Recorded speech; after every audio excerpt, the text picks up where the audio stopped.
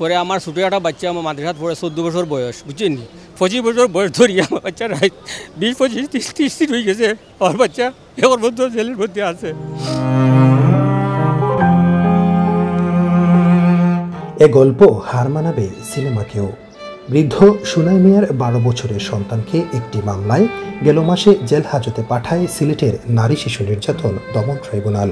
13 দিনের মধ্যে মামলার বাদীর medical report Sylhet Osmani medical college কর্তৃপক্ষকে দেওয়ার নির্দেশও দেয় সিলেটের আদালত। সেই সার্টিফিকেট পর্যালোচনা করে জামিন হবে সুনাই মিয়ার পুত্র মাসুদের। কিন্তু থানা, পুলিশ কিংবা মেডিকেল ঘুরে কোনো সুরাহা পাননি এই বৃদ্ধ পিতা। হয়েছে নানা ভোগান্তি। আদালতের আদেশ অনুযায়ী 13 দিন পার হয়ে গেলেও খবর নেই মেডিকেল সার্টিফিকেটের। আমি থানায় গেছি, থানায় আমি কোনো জো পাই নেই। তারাত গেছি, তারাত পরে ওই ওসি জিও দারোগা আসিল জামান, ওই জামানে আমার কাছে পয়সা চাইছে, পয়সা দিছি মেডিকেলে যাওয়ার পরে ওইখানে ভিতরে ওরা জামানে ওইখানে গিয়া বলি আইছে যে এইটা এমটিটা তোমরা সহজে দিও না, ও আমার লগে উল্টাপাল্টা কথাবার্তা কইছে এইরকম বলছে। এরপরে আমি ওইখানে ওই ডাক্তার যে ডাক্তার আসিল ওই রিপোর্টার যে রুম আছে তদন্ত অফিসে, ও আমার কাছে টেকা চায়। তো ওই টেকা না দেওয়া টেকা দিলে এইটা সহজ হইব। শুধু সুনাই মিয়া নয়, সিলেট আদালত প্রাঙ্গণে প্রতিদিন দেখা মিলে এরকম হাজারো মানুষের। ভুক্তভোগী এসব মানুষের দাবি, আদালতের আদেশ অমান্য করছে সরকারি হাসপাতালগুলো। টাকা ছাড়া কোনো কাজ হয় না কোথাও।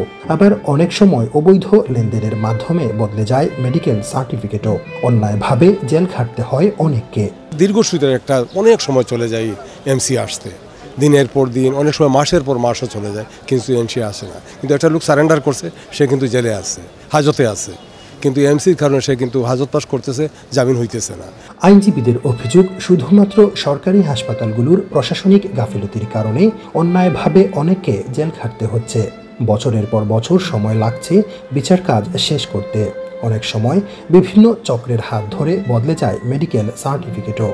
মামলার এজাহার আর মেডিকেল সার্টিফিকেটের মিল না থাকায় পার পেয়ে যায় অনেক দাগী অপরাধী। এই মামলা যাদেরকে আসামি করা হয় তারা ন্যায় বিচার থেকে বঞ্চিত হয়। অনেকগুলো মামলা 307-26-এর মামলা হয়, যে মামলাগুলো পরবর্তীতে দেখা যায় মেডিকেল রিপোর্ট 6 মাস 1 বছর পরে আসলো যে ওটা 323-এর মামলা হয়ে গেছে, 324-এর মামলা হয়ে গেছে, এটা জামিনযোগ্য দ্বারা। কিন্তু এই আসামি এই 326 এবং 307-এর মামলায় অলরেডি 2 মাস 3 মাস জেল কেটে ফেলেছে।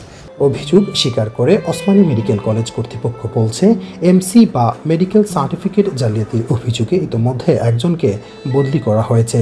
জনবল সংকট এবং বিভিন্ন জটিলতার কারণে রিপোর্ট প্রদান করতে কিছুটা সময় লাগে। শুধুমাত্র যে হাসপাতাল কর্তৃপক্ষ বা চিকিৎসকরা এমসি রিপোর্ট ইস্যু করতে দেরি করার কারণে দেরি হচ্ছে তা না, হয়তো আরও দু একটা ইস্যু এখানে জড়িত থাকতে পারে। তবে আমরা চেষ্টা করতেছি দ্রুততার সাথে মেডিকেল রিপোর্ট প্রদান করলে মামলার ভোগান্তি অনেকটা কমবে বলে মনে করেন ভুক্তভোগীরা।